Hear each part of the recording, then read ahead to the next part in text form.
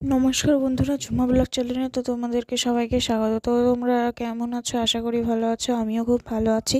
তো আজকে আমি বানাবো মিষ্টি কুমড়োর চপ। তো আমি ফার্স্টে মিষ্টি কুমড়োটাকে কেটে নেব পাতলা পাতলা করে।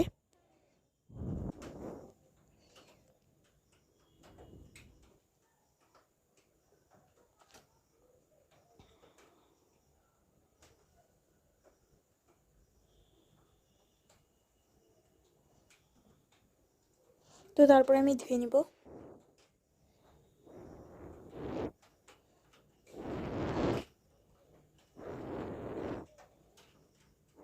আমার ধোয়া হয়ে গেছে, অন্য একটা বাটির মধ্যে নিয়ে নিব।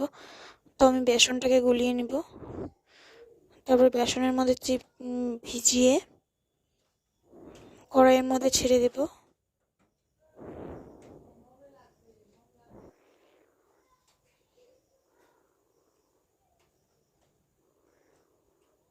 বেশ কয়েকটা ছাড়বো।